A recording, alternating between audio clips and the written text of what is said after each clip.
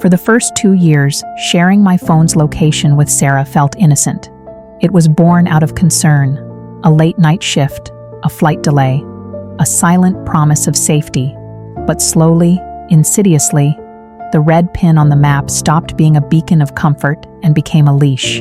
The trouble wasn't that she knew where I was. The trouble was that she knew where I wasn't. It started small.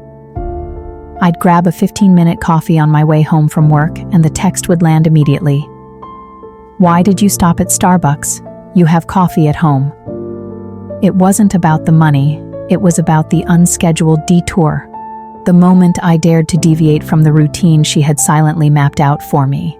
My greatest fear wasn't being tracked. It was the realization that I had lost the right to a private thought. The breaking point happened last Thursday. I had a brutal meeting where I messed up a major presentation. I didn't want to go straight home with that raw, vibrating shame. I pulled my car over into the quiet corner of a parking lot, a neutral, silent space, and just sat there, head against the steering wheel, trying to reassemble myself. I needed 20 minutes to breathe before facing the world. The call came 3 minutes later. "Why are you parked in the middle of nowhere?" Sarah's voice was tight, not with worry, but with a sudden, sharp suspicion. "Were you supposed to be home an hour ago? What are you hiding, Alex?" In that instant, the shame over the meeting was replaced by a cold, blinding rage. I wasn't hiding a secret. I was hiding myself. I was 30 years old, and I couldn't even pull over to process a bad day without being interrogated. The location app wasn't giving her peace. It was guaranteeing my guilt. I ended the call, my hands shaking. I pulled up the app, navigated to the settings, and clicked the single, terrifying button, Stop Sharing Location. The moment the virtual pin vanished from her map, a wave of profound, immediate freedom washed over me, heavy and exhilarating, like a prison door slamming open. But beneath the relief was the chilling certainty that I had just initiated a conversation that would shatter our life. When I finally walked through the door, the apartment was silent.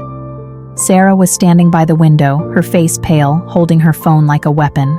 "It's off," she whispered, her voice barely audible. "The share. You turned it off. What did you do, Alex?" I didn't try to lie. I looked at her, and I knew the truth wasn't about the app, it was about the boundary. "I didn't do anything," I said, my voice steady.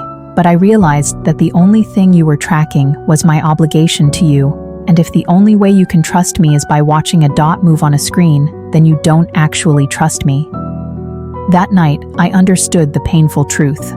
I hadn't just stopped sharing my location. I had declared that my life, my time, and my quiet thoughts were my own again.